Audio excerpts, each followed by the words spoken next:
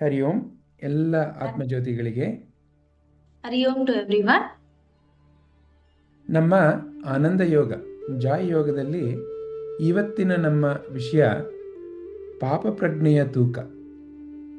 ಏನು ಪಾಪ ಪ್ರಜ್ಞೆ ಅಂದರೆ ಅದು ನಮ್ಮನ್ನು ಹೇಗೆ ಒಳಗೆಳ್ಕೊಳ್ಳುತ್ತೆ, ಹೇಗೆ ಅದರಿಂದ ಪಾರಾಗೋದು, ಏನು ಸತ್ಯ, ಇದನ್ನು ಅರಿಯೋಣ.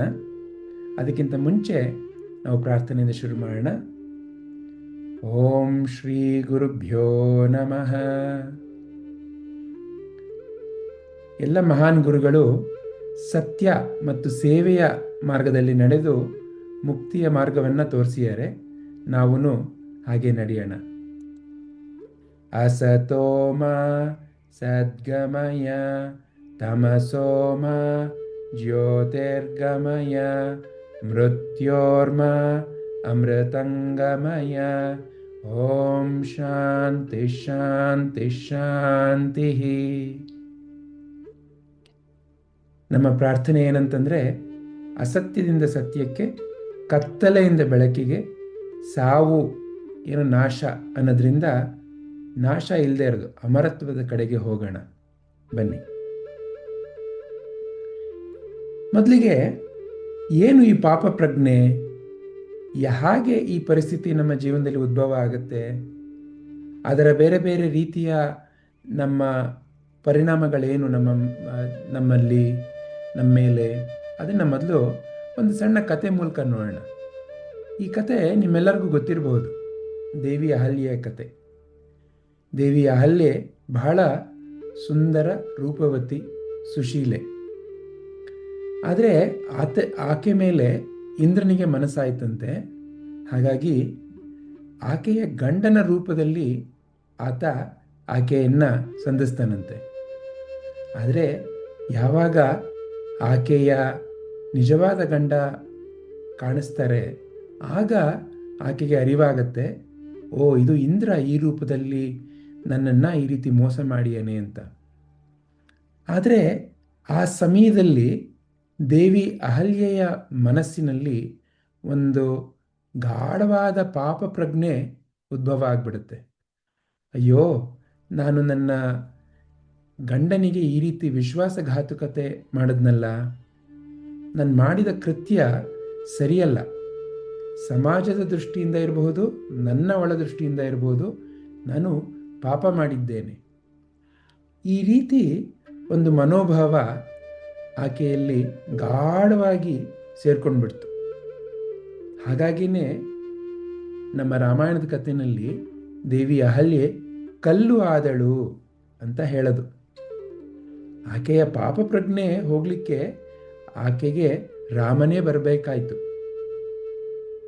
ಏನು ರಾಮನೇ ಬರಬೇಕಾಯ್ತು? ರಾಮನ ಕಾಲಿನಿಂದ ಮಾತ್ರ ಆಕೆಯ ಪಾಪ ಪ್ರಜ್ಞೆ ಹೋಯಿತು ಅಂತ ಹೇಳೋದು, ಅದು ಸತ್ಯದ ಅರಿವಿನಿಂದ ಮಾತ್ರ ಆ ಪಾಪ ಪ್ರಜ್ಞೆ ಕರಗತ್ತೆ ಅನ್ನೋದನ್ನು ತೋರಿಸ್ಲಿಕ್ಕೆ. ಇರಲಿ, ಅದನ್ನು ಮುಂದೆ ಮುಂದೆ ನಾವು ನೋಡೋಣ. ಹೀಗೆ ದೇವಿ ಅಹಲ್ಯೆಗೆ ಈ ರೀತಿ ಒಂದು ಗಾಢವಾದ ಪಾಪ ಪ್ರಜ್ಞೆ. ಇದು ನಿಮಗೆ ನನಗೆ ಎಲ್ಲರಿಗೂ ಗೊತ್ತಿರೋ ಕಥೆ. ಈ ಕಥೆ ಬರೀ ಕಥೆನಾ? ಇಲ್ಲ ಅಲ್ವಾ? ನಿಮ್ಮ ನನ್ನ ಜೀವನದಲ್ಲೂ ಈ ರೀತಿ ಅನೇಕ ರೀತಿಯ ಘಟನೆಗಳ ಸಂಭವ ಆಗತ್ತೆ. ಯಾರೋ ಒಬ್ಬರಿಗೆ ನಾವು ತಿಳಿದೇನೋ ಸುಳ್ಳೋ ಅಥವಾ ಮೋಸ ಮಾಡಿರಬಹುದು. ಅದು ನಾನು ಸುಳ್ಳು ಹೇಳಿದ್ದೀನಿ, ಅವ್ರಿಗೆ ಗೊತ್ತಾದರೆ ಏನು ಅನ್ನೋ ಒಂದು ಮನಸ್ಸಿನಲ್ಲಿ ಆತಂಕ ಇದ್ದರೆ ಹೇಗೆ ಒಂದು ಅನುಭವ ಆಗ್ತಾ ಇರುತ್ತೆ, ಏನೋ ಒಂದು ದುಗುಡತೆ. ಆ ಹೇಳಿರೋ ಸುಳ್ಳಿನಿಂದ ಅವ್ರಿಗೇನಾದರೂ ನಷ್ಟನೋ ಅಥವಾ ಜೀವಹಾನಿನೋ ಆ ರೀತಿ ಏನಾದರೂ ಸಂಭವ ಆಗಿದ್ದರೆ ಆಗ ಮನಸ್ಸಿನಲ್ಲಿ ಇನ್ನೂ ಯಾವ ರೀತಿ ಅನುಭವ ಇರುತ್ತೆ ಅಲ್ವಾ? ಅಥವಾ ಎಷ್ಟೊಂದು ಸರ್ತಿ ಮುಖ್ಯವಾಗಿ ನಮ್ಮ ಅಮ್ಮಂದಿರಿಗೆ ಮಕ್ಕಳು ಅಥವಾ ಕುಟುಂಬದ ಜೊತೆಗೆ ಸಮಯ ಕಳೀಲಿಕ್ಕೆ ಸಾಧ್ಯ ಆಗಲಿಲ್ಲ ಅಂತಂದರೆ ಬಹಳ ಮನಸ್ಸಿನಲ್ಲಿ ಅದು ಅಪಾರವಾದ ಪ್ರಜ್ಞೆಯನ್ನು ಉಂಟು ಮಾಡುತ್ತೆ. ಅಯ್ಯೋ, ನನ್ನ ಕುಟುಂಬದ ಜೊತೆ, ನನ್ನ ಮಕ್ಕಳ ಜೊತೆಗೆ ನನ್ನ ಸಮಯ ಕಳೀತಾ ಇಲ್ಲ ಅಂತ. ಅಥವಾ ಎಷ್ಟೊಂದು ಸರ್ತಿ ನಾವು ನಮ್ಮ ಬೇರೆ ಬೇರೆ ಸಂದರ್ಭಗಳಲ್ಲಿ, ಆಫೀಸ್ನಲ್ಲಿರ್ಬೋದು, ಮನೆಯಲ್ಲಿರ್ಬೋದು, ಅಥವಾ ಸ್ನೇಹಿತರ ಜೊತೆ ಇರ್ಬೋದು, ಏನೋ ತಪ್ಪು ಆಗ್ಬಿಡುತ್ತೆ, ಮಾತಾಡುವಾಗ ಏನೋ ತಪ್ಪಾಗ್ಬಿಡುತ್ತೆ. ಆ ತಪ್ಪು ಮಾಡ್ತಾ ಇದ್ದೀನಿ ಅನ್ನೋ ಪ್ರಜ್ಞೆ ಇದ್ದಾಗ, ಅಥವಾ ಸಮಯ ವ್ಯರ್ಥ ಮಾಡ್ತಿದ್ದಾಗ, ಎಷ್ಟೊಂದು ಸರ್ತಿ ನಮಗೆ ನಾವು ಇವಾಗ ಈ ಸಮಾಜ ತಾಣದಲ್ಲಿ ಅಥವಾ ಸೋಷಿಯಲ್ ಮೀಡಿಯಾ ಅಂತ ಏನು ಹೇಳ್ತೀವಿ, ಅಲ್ಲಿ ಒಂದು ವಿಡಿಯೋ ನೋಡೋಣ ಅಂತ ಹೋಗ್ತೀವಿ, ರೀಲ್ಸ್. ಅದನ್ನು ಒಂದನ್ನು ನೋಡ್ತಾ 1 ಗಂಟೆ 2 ಗಂಟೆ ಕಳೆದೇ ಹೋಗ್ಬಿಡುತ್ತೆ. ಆಗ ನಂತರ ಅನಿಸುತ್ತೆ, ಅಯ್ಯೋ ಈ ಸಮಯ ವ್ಯರ್ಥ ಮಾಡಿದ್ನಲ್ಲ. ಅದು ನಮ್ಮ ಜೀವನದಲ್ಲಿ ಯಾವುದೇ ಹಂತ ಇರ್ಬೋದು, ಆದರೆ ಎಲ್ಲ ಹಂತದಲ್ಲೂ ಆ ಅನುಭವ ಆಗುತ್ತೆ. ಬರೀ ಸ್ಟೂಡೆಂಟ್ ಆಗಿದ್ದಾಗ ಮಾತ್ರ ಅಂತ ಅಲ್ಲ, ಅಥವಾ ಒಬ್ಬರು ಕೆಲಸಕ್ಕೆ ಹೋದಾಗ ಮಾತ್ರ ಅಂತ ಅಲ್ಲ. ಯಾರಾದ್ರೂ ಸಮಯ ವ್ಯರ್ಥ ಮಾಡಿದಾಗ ನಮ್ಮ ಮನಸ್ಸಿನಲ್ಲಿ ಅಯ್ಯೋ ನಾನೇನು ಉಪಯೋಗ ಮಾಡಲಿಲ್ವಲ್ಲ ಅಂತ ಅನಿಸ್ಬಿಡುತ್ತೆ. ಅಥವಾ ಎಷ್ಟೊಂದು ಸರ್ತಿ ನಾವು ಕೆಲವಷ್ಟು ಬೇರೆ ಬೇರೆ ಕ್ರಿಯೆಗಳಲ್ಲಿ ನಮ್ಮನ್ನು ನಾವು ಯಾವಾಗಲೂ ತೊಡಗಿಸ್ಕೊಂಡ್ಬಿಟ್ಟಿರ್ತೀವಿ. ಆ ಕ್ರಿಯೆಗಳ ಮೂಲಕ ಮನಸ್ಸಿನಲ್ಲಿ ಕೆಲವು ಸರ್ತಿ ಪಾಪಪ್ರಜ್ಞೆ ಉಂಟಾಗತ್ತೆ. ಅದು ಜಾಸ್ತಿ ಊಟ ಮಾಡೋದೇ ಇರ್ಬೋದು, ಅಥವಾ ಜಾಸ್ತಿ ಸಿಹಿ ತಿನ್ನೋದೇ ಇರ್ಬೋದು, ಅಥವಾ ಕೆಲವು ಸ್ಥಳಗಳಿಗೆ ಹೋಗುವಂಥದ್ದು ಇರ್ಬೋದು, ಅಥವಾ ಕೆಲವು ಕೃತ್ಯಗಳಲ್ಲಿ ನಮ್ಮನ್ನು ನಾವು ತೊಡಗಿಸ್ಕೊಳ್ಳೋದಿರ್ಬೋದು. ಹೀಗೆ ಭೋಗದಲ್ಲಿ ಮನಸ್ಸಾದಾಗ, ಅಥವಾ ಯಾರ್ಯಾರ ಬಗ್ಗೆ ಕೆಟ್ಟದಾಗ ಆಲೋಚನೆ ಮಾಡಿದಾಗ, ಅಥವಾ ಯಾರೋ ಒಬ್ಬರಿಗೆ ಸಹಾಯ ಬೇಕು ನಾನು ಕೊಡ್ಲಿಕ್ಕಾಗ್ತಾ ಇಲ್ಲ ಅಂತ ಅನಿಸ್ಕೊಂಡಾಗ, ಅಥವಾ ಕೆಲವಿಗೆ ಮನಸ್ಸಿನಲ್ಲಿ ಅನಿಸ್ತಾ ಇರುತ್ತೆ ನನ್ನ ಜೀವನದಲ್ಲಿ ಏನು ಮಾಡಿದ್ದೀನಿ, ಏನು ಮಾಡಿಲ್ವಲ್ಲ, ವ್ಯರ್ಥವಾಗ್ತಾ ಇದೆಯಲ್ಲ. ಹೀಗೆ ಹಲವಾರು ಕಾರಣಗಳು ನಿಮ್ಮ ಜೀವನ, ನನ್ನ ಜೀವನ, ಎಲ್ಲರ ಜೀವನದಲ್ಲೂ ಅಲ್ವಾ. ಒಂದು ರೀತಿ ಅನಿಸುತ್ತೆ, ಅಯ್ಯೋ ನಾನು ಏನು ಅಯೋಗ್ಯವಾಗಿದ್ದೀನಲ್ಲ, ಏನು ಸಾಧನೆನೇ ಇಲ್ವಲ್ಲ. ಈ ರೀತಿ ಒಂದು ಪ್ರಜ್ಞೆ, ಇದೇ ಪಾಪ ಪ್ರಜ್ಞೆ. ಏನೋ ನಾನು ಒಳ್ಳೆಯವನಲ್ಲ, ನಾನು ಒಳ್ಳೆಯವಳಲ್ಲ, ನಾನು ಒಳ್ಳೆ ಕೆಲಸ ಮಾಡ್ತಾ ಇಲ್ಲ, ಪುಣ್ಯದ ಕೆಲಸ ಮಾಡ್ತಾ ಇಲ್ಲ. ಈ ಪ್ರಜ್ಞೆ ಯಾವಾಗ ಗಾಢವಾಗುತ್ತೆ, ಈಗ ಈ ಚಿತ್ರದಲ್ಲಿ ನೋಡ್ತಾ ಇದ್ದೀರಲ್ಲ, ಆ ರೀತಿ ಅದು ನಮ್ಮನ್ನು ಒಂದು ಅಂಧಕಾರಕ್ಕೆ ಕರ್ಕೊಂಡೋಗುತ್ತೆ. ನಮ್ಮ ಮನಸ್ಸಿನಲ್ಲಿ ನಾವೇ ನಾನು ಇನ್ನೊಬ್ಬರಿಗಿಂತ ಕೀಳು, ನಾನು ಅಧಮ ಅನ್ನೋ ಪ್ರಜ್ಞೆ ಉಂಟು ಮಾಡಿಬಿಡುತ್ತೆ. ಏನೋ ಒಂದು ಆತಂಕ, ಇನ್ನೊಬ್ಬರನ್ನ ಕಣ್ಣೆತ್ತು ನೋಡಲಿಕ್ಕೆ ಅಸಹ್ಯ ಅನಿಸ್ಬಿಡುತ್ತೆ. ಈ ರೀತಿ ಎಲ್ಲ ಮನಸ್ಸಿನಲ್ಲಿ ಉಳ್ಕೊಂಡಾಗ, ಅದು ಗಾಢವಾದಾಗ, ಅದು ಜೀವನನ ಒಂದು ನರಕ ಮಾಡಿಬಿಡುತ್ತೆ. ಹೇಗೆ ಅಹಲ್ಯೆ ಕಲ್ಲಾದ್ಲು, ಹಾಗೆ ನಿಮಗೂ ನನಗೂ ಜೀವನದಲ್ಲಿ ಸರಳವಾಗಿ ಸರಾಗವಾಗಿ ನಾವು ಜೀವನ ಜೊತೆ ಹೊಂದಾಣಿಕೆಯಿಂದ ಇರಲಿಕ್ಕಾಗಲ್ಲ. ಸಮಾಜದಲ್ಲಿ ಇನ್ನೊಬ್ಬರನ್ನ ಕಣ್ಣೆತ್ತು ನೋಡಲಿಕ್ಕಾಗಲ್ಲ, ಒಂದು ಧೈರ್ಯವಾಗಿ ಮಾತಾಡಲಿಕ್ಕಾಗಲ್ಲ. ಈ ರೀತಿ ಎಲ್ಲ ಉಂಟಾಗ್ಬಿಡುತ್ತೆ. ಇದು ಪಾಪ ಪ್ರಜ್ಞೆ. ಈ ಪಾಪ ಪ್ರಜ್ಞೆ ನಮ್ಮ ಜೀವನನ ಒಂದು ಬಂಧನ. ಈಗ ಹೇಗೆ ಈ ಸಮುದ್ರದಲ್ಲಿ ಈಕೆ ಮುಳುಗೋಗ್ತಾ ಇದ್ದಾಳೆ, ಆ ರೀತಿ ನಾವು ಮುಳುಗೋಗ್ಬಿಡ್ತೀವಿ. ಮೇಲ್ ಬರ್ಲಿಕ್ಕಾಗಲ್ಲ ಅಂತ ಅನಿಸ್ಬಿಡುತ್ತೆ, ಸಾವೇ ನಿಶ್ಚಿತ ಅಂತ ಅನಿಸ್ಬಿಡುತ್ತೆ. ಇದೇನಾ ಜೀವನ? ಹಾಗಾದರೆ ಇದರಿಂದ ಪಾರಾಗ್ಲಿಕ್ಕೆ ಸಾಧ್ಯ ಇಲ್ವಾ? ಖಂಡಿತ ಸಾಧ್ಯ ಇದೆ. ಹೇಗೆ ಹೇಗೆ ಅಂತಂದರೆ, ನಾವು ಶ್ರೀಕೃಷ್ಣನ ಜ್ಞಾನ, ಭಗವದ್ಗೀತೆಯ ಜ್ಞಾನ. ಭಗವದ್ಗೀತೆ ನಮ್ಮ ಜೀವನದ ಎಲ್ಲ ಕಷ್ಟಗಳಿಗೆ ಇರುವಂಥ ಒಂದು ಉತ್ತಮವಾದ ಜ್ಞಾನ. ಆ ಜ್ಞಾನದ ಮೂಲಕ ನಮ್ಮನ್ನು ನಾವು ಪಾರು ಮಾಡ್ಕೊಳ್ಬೋದು. ಹೇಗೆ ನೋಡೋಣ, ಮುಂದೆ ಬನ್ನಿ. ಪ್ರಕೃತೆ ಕ್ರಿಯಮಾಣಾನಿ ಪ್ರಕೃತೆ ಕ್ರಿಯಮಾಣಾನಿ ಗುಣೈ ಕರ್ಮಾಣಿ ಸರ್ವಶಃ ಗುಣೈ ಕರ್ಮಾಣಿ ಸರ್ವಶಃ ಅಹಂಕಾರ ವಿಮೂಢಾತ್ಮ ಅಹಂಕಾರ ವಿಮೂಢಾತ್ಮ ಕರ್ತಾಹಮಿತಿ ಮನ್ಯತೆ ಕರ್ತಾಹಂ ಇತಿ ಮನ್ಯತೆ. ಶ್ರೀಕೃಷ್ಣ ಹೇಳ್ತಾ ಇದ್ದಾರೆ, ಎಲ್ಲ ಚಟುವಟಿಕೆಗಳು, ನಮ್ಮ ಜೀವನದಲ್ಲಿ ಏನೆಲ್ಲ ಚಟುವಟಿಕೆಗಳು ನಡೀತಾ ಇರುತ್ತೆ, ಮಾತಾಡೋದಿರ್ಬೋದು, ನಡೀತಾ ಇರೋದಿರ್ಬೋದು, ಊಟ ಮಾಡೋದಿರ್ಬೋದು, ನಾವೇನೋ ಒಂದು ಕಾರ್ಯ ಮಾಡ್ತಾ ಇರ್ಬೋದು, ಈ ರೀತಿ ಎಲ್ಲ ಚಟುವಟಿಕೆಗಳನ್ನು ಭೌತಿಕ ಪ್ರಕೃತಿಯ 3 ಗುಣಗಳು ನಡೆಸುತ್ತವೆ, ಪ್ರಕೃತಿಯಿಂದ ನಡೆಯುತ್ತೆ. ಆದರೆ ಅಜ್ಞಾನದಲ್ಲಿ ನಾನೇ ದೇಹ ಅನ್ನೋ ತಪ್ಪು ತಿಳುವಳಿಕೆಯಿಂದ ಇರೋ, ಭ್ರಮೆಯಿಂದ ಇರೋ ಆತ್ಮ ತನ್ನಂತಾನು ಕರ್ತೃ, ನಾನೇ ಎಲ್ಲ ಮಾಡ್ತಿರೋದು ಅನ್ನೋ ಭಾವನೆಯಲ್ಲಿರುತ್ತೆ. ಇದು ಶ್ರೀಕೃಷ್ಣನ ಜ್ಞಾನ. ಇದನ್ನು ಇನ್ನು ಸ್ವಲ್ಪ ಆಳವಾಗಿ ಅರ್ಥಕೊಳ್ಳೋಣ. ಈಗ ಒಂದು ಸುಲಭವಾಗಿರೋ ಪ್ರಶ್ನೆ ಕೇಳ್ಕೊಳ್ಳೋಣ ನಮ್ಮನ್ನು ನಾವು. ಎಷ್ಟೊಂದು ಕೆಲಸ ಮಾಡ್ತಾ ಇರ್ತೀವಿ ನಾವು ಜೀವನದಲ್ಲಿ, ಏನೆಲ್ಲ ನಡೀತಾ ಇರುತ್ತೆ. ಮಾತನಾಡೋದಿರ್ಬೋದು, ನಡೆಯೋದಿರ್ಬೋದು, ಊಟ ಮಾಡೋದಿರ್ಬೋದು, ಹೀಗೆ ಬೆಳಗ್ಗಿನಿಂದ ರಾತ್ರಿ ತನಕ ಹಲವಾರು ನೂರಾರು ಕಾರ್ಯಗಳು ಅಲ್ವಾ. ಬೇರೆ ಬೇರೆ ಗುರಿ ಇರುತ್ತೆ, ಆದರೆ ಕಾರ್ಯಗಳಿರುತ್ತೆ, ಚಟುವಟಿಕೆಗಳು ಸದಾ ನಡೀತಾ ಇರುತ್ತೆ. ಪ್ರಶ್ನೆ ಏನಂದರೆ, ಯಾರಪ್ಪ ಇದನ್ನೆಲ್ಲ ಮಾಡ್ತಾ ಇರೋದು? ಯಾರು ಈ ಕೆಲಸಗಳನ್ನ ಮಾಡ್ತಾ ಇರೋದು? ನಮಗೆಲ್ಲ ಏನನ್ಸುತ್ತೆ ಸ್ವಾಮಿ, ನಾನು ಮಾಡ್ತಾ ಇದ್ದೀನಿ ಅಂತ ಅನ್ಸುತ್ತೆ ತಾನೆ. ನಾವೆಲ್ಲ ಕೇಳಿದ್ರೆ ಯಾರು ಈ ಒಂದು ಪುಸ್ತಕ ಬರೆದಿದ್ದು, ಈಗ ನೀವೇನೋ ಪುಸ್ತಕ ಬರೆದಿದ್ದೀರಾ ಅಂತ ಅಂದ್ಕೊಳ್ಳಿ, ಯಾರು? ನಾನು ಬರೆದಿದ್ದು. ಅಥವಾ ಸುಲಭವಾಗಿ ಈ ದೋಸೆ ಯಾರು ಮಾಡಿದ್ದು? ನಾನು ಮಾಡಿದ್ದು. ಅಥವಾ ಈ ಬಟ್ಟೆ ಯಾರ್ದು? ಇದು ನಂದು. ಯಾರು ತೊಗೊಂಡು ಬಂದಿದ್ದು? ನಾನು ತೊಗೊಂಡು ಬಂದಿದ್ದು. ಹೀಗೆ ಎಲ್ಲದಕ್ಕೂ ನೋಡಿ, ಸ್ವಲ್ಪ ನಿಮ್ಮ ಸುತ್ತಮುತ್ತ ಇರೋ ಬೇರೆ ಬೇರೆ ವಸ್ತುಗಳಿರ್ಬೋದು, ಬೇರೆ ಬೇರೆ ಕಾರ್ಯಗಳಿರ್ಬೋದು, ಅದಕ್ಕೆಲ್ಲ ಕರ್ತೃ ಯಾರು? ನಾನು ಅನ್ನೋ ಒಂದು ಅನುಭವ ಬರುತ್ತಲ್ವಾ, ಅಥವಾ ಆ ರೀತಿ ಒಂದು ಮಾತು ಬರುತ್ತಲ್ವಾ. ಈಗ ಈ ನಾನು ಎಲ್ಲಿದ್ದಾರೆ ಇವರು? ಎಂಥ ಪ್ರಶ್ನೆ ಸ್ವಾಮಿ, ನಾನು ಇಲ್ಲೇ ಇದ್ದೀನಲ್ಲ, ಗೊತ್ತಲ್ಲ. ಹೌದು ಹೌದು, ಕರೆಕ್ಟು. ಸ್ವಲ್ಪ ನಾವು ಆಳವಾಗಿ ನೋಡೋಣ. ಈ ನಾನು ಎಲ್ಲಿದ್ದೀನಿ? ದೇಹದಲ್ಲ, ಮನಸ್ಸಿನಲ್ಲ, ಅಥವಾ ಎಲ್ಲಿದ್ದೀನಿ? ಯಾರು ನಾನು? ಸ್ವಲ್ಪ ನೋಡೋಣ. ಯಾಕೆ ಸ್ವಾಮಿ ಈ ಥರ ಪ್ರಶ್ನೆ ಕೇಳ್ತಾ ಇದ್ದೀರಾ? ನೋಡಿ, ಭಾಳ ಸುಲಭ. ಈಗ ನೋಡಿ, ಒಂದು ಸಾಮಾನ್ಯವಾಗಿ ಎಲ್ಲರ ಪ್ರಯಾಣ ಹೇಗಿರುತ್ತೆ ಸ್ವಾಮಿ? ಗರ್ಭದಿಂದ ಉದ್ಭವವಾಗಿ ಒಂದು ಮಗುವಾಗಿ, ಒಂದು ಬಾಲಕನಾಗೋ ಬಾಲಕಿಯಾಗೋ, ಆಮೇಲಿಂದ ಒಂದು ಪ್ರೌಢಾವಸ್ಥೆಗೆ ಬಂದು, ನಂತರ ವೃದ್ಧಾವಸ್ಥೆಗೆ ಹೋಗಿ, ನಂತರ ಮಣ್ಣು ಅಲ್ವಾ. ಮಣ್ಣಿನಿಂದ ಹುಟ್ಟಿ ಮಣ್ಣಿಗೆ, ಅದನ್ನೇ ತಾನೇ ಎಲ್ಲ ಗುರುಗಳು ಹಿರಿಯರು ಹೇಳೋದು. ನಿಮ್ಮ ನನ್ನ ಅಥವಾ ಈ ಪ್ರಪಂಚದಲ್ಲಿರೋ ಎಲ್ಲರ ಪ್ರಯಾಣ ಈ ರೀತಿ ಒಂದು ಗರ್ಭದಿಂದ ಸಮಾಧಿಗೆ, ಊಮ್ ಟು ಟೂಂಬ್ ಅಲ್ವಾ. ಹೌದು ಸ್ವಾಮಿ, ಇದು ಗೊತ್ತಿರೋ ಕಥೆನೇ. ಆದರೆ ಸತ್ಯ ಏನು?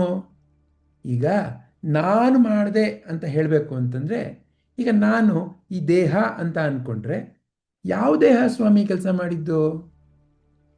ಈಗ 6ನೇ ಕ್ಲಾಸ್ಗೆ ಹೋಗಿದ್ದ್ಯಾರು? ನಾನು ಅಂತ ಹೇಳ್ತೀನಿ. ಇವತ್ತು ನೀವು ಉದಾಹರಣೆಗೆ ಒಂದು 30, 40, 50 ವಯಸ್ಸು ಅಂತ ಅಂದ್ಕೊಳ್ಳಿ. 6ನೇ ಕ್ಲಾಸಿಗೆ ಹೋಗಿದ್ದು ಎಷ್ಟೋ ಒಂದು 20 ವರ್ಷದ ಹಿಂದಗಡೆ. ಆ ದೇಹ ಯಾವುದು? ಈ ಥರ ಯಾವುದೋ ಒಂದು ಸಣ್ಣ ದೇಹ. ಇವತ್ತು ನಿಮ್ಮ ದೇಹ ಹೀಗಿರ್ಬೋದು ಅಥವಾ ಹೀಗಿರ್ಬೋದು. ಹಾಗಾದರೆ ಈ ದೇಹನ ಸ್ಕೂಲ್ಗೆ ಹೋಗಿದ್ದು, ಇವತ್ತಿನ ದೇಹ ಬೇರೆ ಆಗಿಬಿಟ್ಟಿದೆ. ಹಾಗಾದರೆ ನಾನು ಅಂತ ಹೇಳ್ಕೊಳ್ತಾ ಇರೋ ನಾನು ಈ ದೇಹ ಆಗಿರ್ಲಿಕ್ಕೆ ಸಾಧ್ಯ ಇಲ್ಲ. ಯಾಕೆ? ಸದಾ ಪರಿವರ್ತನೆ ಆಗ್ತಾ ಇದೆ ದೇಹ. ಹಾಗಾದರೆ ನಾನು ಮನಸ್ಸು ಅಂದ್ರೆ ಏನು ಸ್ವಾಮಿ? ಒಂದು ವಿಚಾರಗಳೆಲ್ಲ ನಡೀತಾ ಇರೋ ಸಂತೆ ಅಲ್ವಾ. ಏನೋ ವಿಚಾರ ಇದೆ ನಿಮ್ಮ ಮನಸ್ಸಿನಲ್ಲಿ. ಈಗ ನೀವೇ ವಿಚಾರನ? ಅದು ಸ್ವಲ್ಪ ಆಳವಾಗಿ ನೋಡಿದ್ರೆ ನೋಡಿ, ಒಂದು ಮಗುವಿನ ಅವಸ್ಥೆಯಿಂದ ಇವತ್ತಿನ ಅವಸ್ಥೆ ತನಕ ಬೇರೆ ಬೇರೆ ಬೇರೆ ಬೇರೆ ಬೇರೆ ವಿಚಾರಗಳು ಬದಲಾಗಿದೆ ನಿಮಗೆ ಮನಸ್ಸಿನಲ್ಲಿ. ಉದಾಹರಣೆಗೆ, ಮಗುವಾಗಿದ್ದಾಗ ನಿಮ್ಮ ಹೆಸರಿಗೂ ಸಹ ಗೊತ್ತಿರಲಿಲ್ಲ. ಆದರೆ ಈಗ ಕೆಲವು ಸರ್ತಿ ಹೆಸರು ಗೊತ್ತಿದ್ರು ಇನ್ನೊಬ್ಬರನ್ನ ನೋಡಿದಾಗ ಅವ್ರು ಯಾರೋ ಗೊತ್ತಿರೋರವ್ರ ಹೆಸರು ನೆನಪಾಗ್ತಾ ಇಲ್ಲ, ಆ ರೀತಿಯೂ ಆಗಿರ್ಬೋದು. ಹೀಗೆ ಬೇರೆ ಬೇರೆ ರೀತಿ ವಿಚಾರಗಳು ಬದಲಾಗ್ತಾನೇ ಇರುತ್ತೆ ಜೀವನದಲ್ಲಿ ಅಲ್ವಾ. ಒಂದು ಸಮಯದಲ್ಲಿ ನಾನು ಸ್ಕೂಲ್ಗೆ ಹೋಗ್ತಾ ಇರೋ ಸ್ಟೂಡೆಂಟ್ ಅಂತ ಅನಿಸ್ತಾ ಇರುತ್ತೆ. ಇವತ್ತು ನಾನು ಸಕ್ಸಸ್ಫುಲ್ ಆಗಿರೋ ಪ್ರೊಫೆಷ್ನಲ್ ಅಂತ ಅನ್ನಿಸ್ತಾ ಇರ್ಬೋದು. ಹೀಗೆ ಬೇರೆ ಬೇರೆ ರೀತಿ ವಿಚಾರಗಳು ಬದಲಾಗ್ತಾನೇ ಇದೆ, ವಿಚಾರಗಳನ್ನು ಸಹ. ಹಾಗಾದರೆ ನಾನು ಮನಸ್ಸಾಗಿರೋಕ್ಕೆ ಸಾಧ್ಯನಾ? ಇಲ್ಲ. ಹಾಗಾದರೆ ಈ ನಾನು ಮಾಡಿದೆ ಅಂತ ಹೇಳ್ಕೊಳ್ಬೇಕು ಅಂತಂದರೆ, ಈ ನಾನು ಕಂಡುಹಿಡಿಬೇಕು ತಾನೆ ನಾನು ಎಲ್ಲಿದ್ದೀನಿ ಅಂತ. ಇಲ್ಲ ಅಂತಂದರೆ ನಾವು ಈ ನಾನ ಮಾಡ್ತಾ ಇರೋದು ಅಂತ ಗೊತ್ತಾಗಕ್ಕೆ ಹೆಂಗೆ ಸಾಧ್ಯ? ಹಾಗಾದರೆ ಎಲ್ಲಿದ್ದೀನಿ ಸ್ವಾಮಿ? ಇದೆಲ್ಲ ಮಾಡ್ತಾ ಇರೋ ನಾನು, ಅಥವಾ ನಾನು ಅಂತ ಹೇಳ್ತಾ ಇದ್ದೀನಲ್ಲ, ಎಲ್ಲಿದ್ದಾನೆ ಅವನು? ಎಲ್ಲಿದ್ದಾಳು ಅವಳು? ಕಂಡುಹಿಡಿಯೋಣ ಬನ್ನಿ, ಇನ್ನು ಸ್ವಲ್ಪ ಆಳಕ್ಕೆ ಹೋಗೋಣ. ಈಗ ನಮ್ಮ ದೇಹ ಮತ್ತು ಮನಸ್ಸು ಹೇಗೆ ಕಾರ್ಯ ಮಾಡುತ್ತೆ? ಯಾಕಂದರೆ ಶ್ರೀಕೃಷ್ಣನ ಜ್ಞಾನ ಹೇಗೆ ಅಂತಂದರೆ, ಈಗ ಒಂದು ಕಾರನ್ನು ನಾವು ಏನಾದರೂ ತೊಂದರೆ ಆದಾಗ ಅದನ್ನು ಸರಿ ಮಾಡಬೇಕು ಅಂತಂದರೆ, ಕಾರ್ ಹೇಗೆ ಕೆಲಸ ಮಾಡುತ್ತೆ ಅಂತ ಕಲ್ತ್ಕೊಂಡ್ರೆ ಮಾತ್ರ ಸರಿ ಮಾಡಲಿಕ್ಕೆ ಸಾಧ್ಯ. ಹಾಗೆಯೇ ಈ ನಾನು ಎಲ್ಲಿ ಅಂತ ಕಂಡಿಡಿಬೇಕು ಅಂತಂದರೆ ದೇಹ ಮನಸ್ಸು ಹ್ಯಾಕೆ ಕೆಲಸ ಮಾಡುತ್ತೆ ಕಂಡಿಡಿಯೋಣ ಬನ್ನಿ. ಈಗ ಒಂದು ಸಂವೇದನೆ ಅಂದರೆ ಏನೋ ಒಂದು ನಮಗೆ ತಿಳಿತಾ ಇರುತ್ತೆ ಜೀವನದಲ್ಲಿ ಸದಾಕಾಲ ಏನೋ ನಡೀತಾ ಇರುತ್ತೆ ಅಲ್ವಾ. ಒಂದು ಪಕ್ಷಿ ಹಾರ್ತಾ ಇರುತ್ತೆ, ಏನೋ ಒಂದು ಯಂತ್ರದ ಶಬ್ದ ಇರುತ್ತೆ, ಒಂದು ಗಾಳಿಯ ಸಂವೇದನೆ ನಮಗೆ ಚರ್ಮದ ಮೇಲೆ ಬರ್ತಾ ಇರುತ್ತೆ. ಹೀಗೆ ಜೀವನದಲ್ಲಿ ಸದಾಕಾಲ ಒಂದು ಪರಿವರ್ತನೆ ನಡೀತಾ ಇರುತ್ತೆ. ನಮ್ಮ 5 ಇಂದ್ರಿಯಗಳಿಂದ ಆ ಪರಿವರ್ತನೆ ನಮ್ಮ ಒಳ ಮನಸ್ಸಿಗೆ ಬರ್ತಾ ಇರುತ್ತೆ. ಈಗ ಉದಾಹರಣೆಗೆ ನಾವು ಏನೋ ಒಂದು ಪಕ್ಷಿಯನ್ನು ನೋಡ್ತಾ ಇದ್ದೀವಿ ಅನ್ನೋ ಒಂದು ವಿಚಾರವನ್ನು ತಗೊಳ್ಳೋಣ. ಹೇಗೆ ಸ್ವಾಮಿ ನೋಡ್ತಾ ಇದ್ದೀವಿ ಅದ್ರ ಬಗ್ಗೆ ಆಲೋಚನೆ ಮಾಡೋಣ. ಆ ಪಕ್ಷಿ ಮೇಲೆ ಒಂದು ಬೆಳಕು ಅಂತ ಬೀಳುತ್ತೆ. ಆ ಬೆಳಕು ನಮ್ಮ ಕಣ್ಣುಗಳಿಗೆ ಬರುತ್ತೆ. ಕಣ್ಣಿನಲ್ಲಿ ಆ ಒಂದು ಪಕ್ಷಿಯ ಚಿತ್ರ ಉಲ್ಟಾ ಪಲ್ಟಾ ಆಗುತ್ತೆ. ಕೇವಲ ಅದರ ಚಿತ್ರ ಬರುತ್ತೆ, ಆ ಪಕ್ಷಿ ಬರಲ್ಲ, ಆ ಪಕ್ಷಿಯ ಚಿತ್ರ ಬರುತ್ತೆ. ಆ ಪಕ್ಷಿಯ ಚಿತ್ರ ಬಂದಾಗ ಅದು ನಮ್ಮ ನರಗಳಿರುತ್ತೆ ಆ ಕಣ್ಣಿನ ಹಿಂದಗಡೆ. ಅದರ ಮೂಲಕ ಸಂವೇದನೆಗಳು, ಯಾವ ರೀತಿ ಸಂವೇದನೆಗಳು? ವಿದ್ಯುತ್ ಶಕ್ತಿಯ ಸಣ್ಣ ಸಣ್ಣ ಅಲೆಗಳು ಅವು ನಮ್ಮ ಮೆದುಳು ಅನ್ನೋ ಒಂದು ಯಂತ್ರಕ್ಕೆ ಹೋಗುತ್ತೆ. ಆ ಮೆದುಳಿನಲ್ಲಿ ಆ ಪಕ್ಷಿಯ ಚಿತ್ರ ಪುನಃ ಸರಿಯಾಗಿ ಉದ್ಭವ ಆಗುತ್ತೆ. ಇದು ನಮಗೆ ನಮ್ಮ ಸದ್ಯದ ಆಧುನಿಕ ವಿಜ್ಞಾನ ಹೇಳ್ಕೊಡುವಂಥ ವಿಚಾರ. ಆದರೆ ಒಂದು ವಿಚಾರ ಸ್ವಾಮಿ, ಇಷ್ಟರಲ್ಲೇ ಮುಗಿದೋಗ್ಬಿಡುತ್ತಾ? ಇಲ್ಲ, ಏನೋ ಒಂದು ಮನಸ್ಸು ಅಂತ ಇದೆ. ಆ ಮನಸ್ಸು ಅನ್ನೋದು ಈ ಮೆದುಳಿನಲ್ಲಿ ಕಾಣಿಸ್ಲಿಕ್ಕಾಗಲ್ಲ. ಮೆದುಳನ್ನ ಓಪನ್ ಮಾಡಿದ್ರೆ ನಿಮಗೆ ಮನಸ್ಸು ಅನ್ನೋದು ಕಾಣಿಸಲ್ಲ. ಹೇಗೆ ಗೊತ್ತಾಗತ್ತೆ? ಯಾಕೆ ಅಂತಂದರೆ ನೀವು ರಾತ್ರಿ ಮಲ್ಕೊಂಡಿದ್ದಾಗಲೂ ನಿಮಗೆ ಕನಸು ಅಂತೆಲ್ಲ ಬರ್ತಾ ಇರುತ್ತೆ. ನೀವು ಕಣ್ಮುಚ್ಕೊಂಡಿದ್ದಾಗಲೂ ನೀವೇನೋ ನಾನು ನಿಮ್ಮ ಮೆದುಳಿನಲ್ಲಿ ನೋಡ್ತಾ ಇದ್ದೀನಿ ಅಂತ ನಿಮ್ಗೆ ಅನಿಸಲ್ಲ. ಏನೋ ಒಂದು ಮನಸ್ಸು ಅನ್ನೋದು ಇನ್ನೊಂದೇನೋ ಇದೆ. ಅದು ನಮ್ಮ ಆಧುನಿಕ ವಿಜ್ಞಾನಕ್ಕೆ ಸರಿಯಾಗಿ ಗೊತ್ತಿಲ್ಲ. ಅವರನ್ನು ಹೇಳ್ತಾರೆ, we don't know wear the mind is ಅಂತ.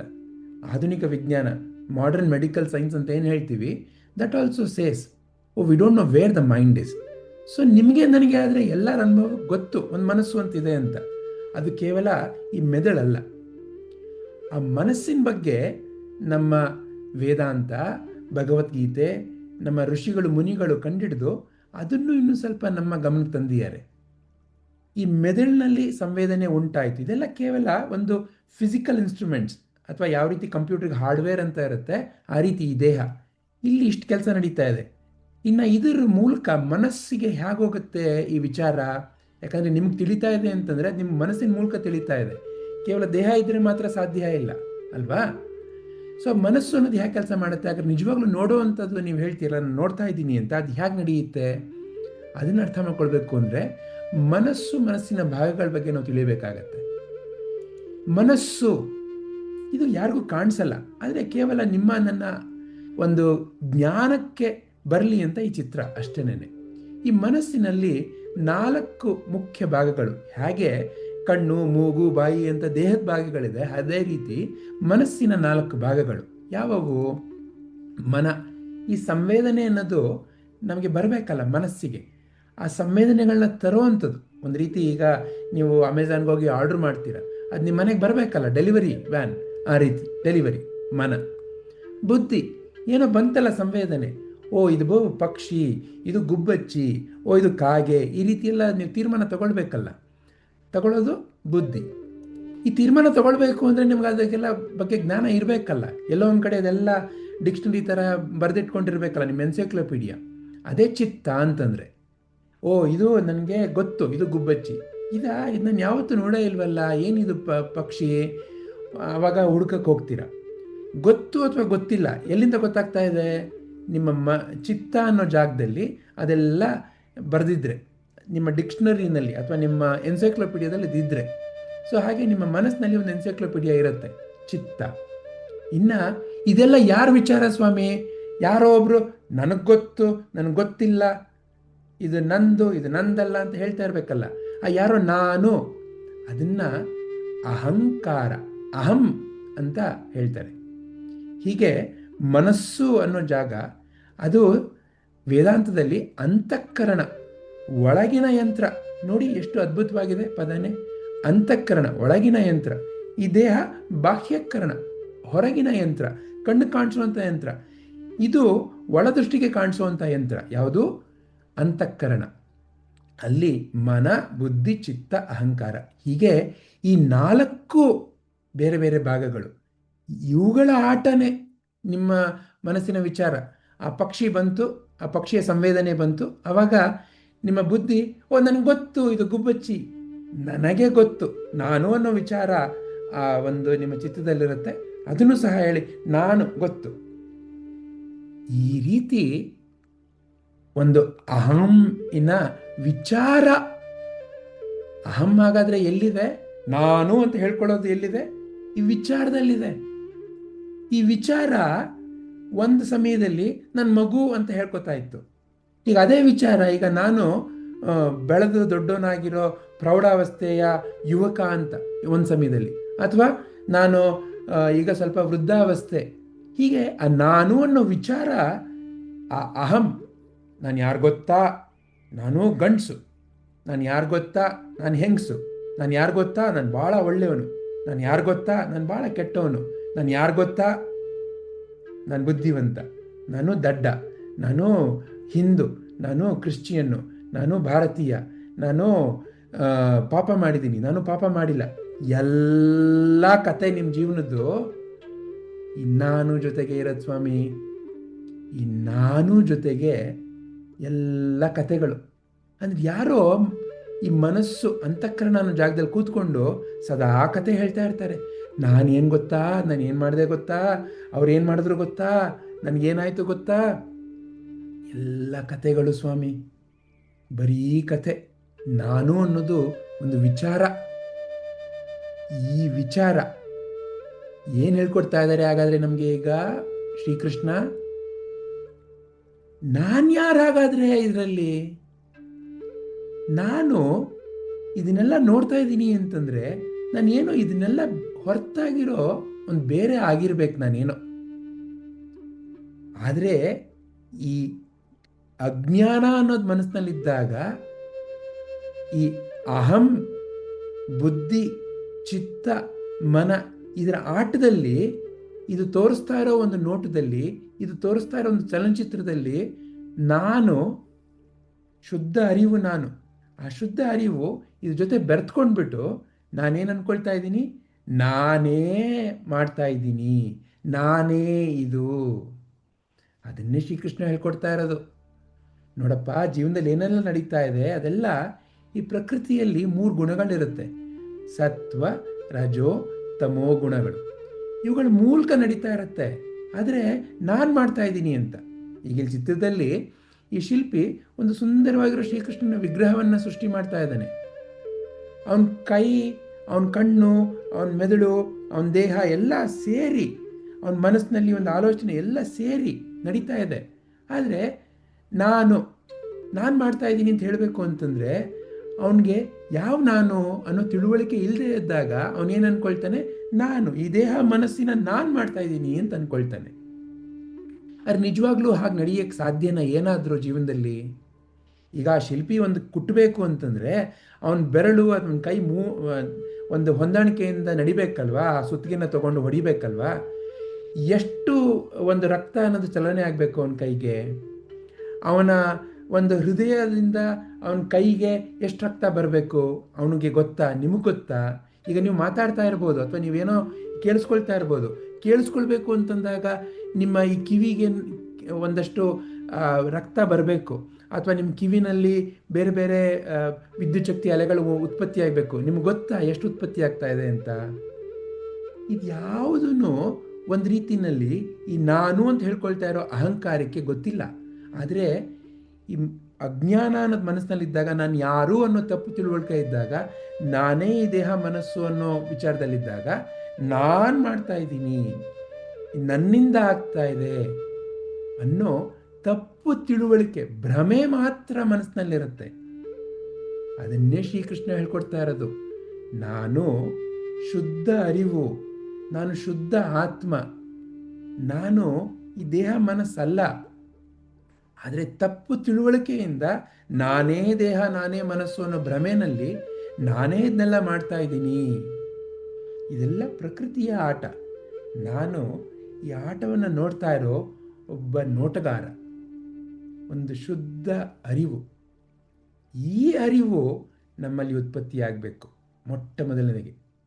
ಹಾಗಾಗಿ ಮೂಲ ಕಾರಣ ಏನು? ನಾನು ಮಾಡ್ತಾ ಇದ್ದೀನಿ ಅಂತ ಯಾವಾಗ ನಾನು ಹೇಳ್ತೀನಿ, ಆವಾಗ ಅದು ಏನು ನಡೀತಾ ಇದೆ ಅದನ್ನು ನನ್ನಿಂದ ಆಯಿತು ಅನ್ನೋ ಒಂದು ತಪ್ಪು ಜವಾಬ್ದಾರಿಯನ್ನು ನಾನು ಹೊತ್ಕೊಂಡ್ಬಿಡ್ತೀನಿ ಅಲ್ವಾ.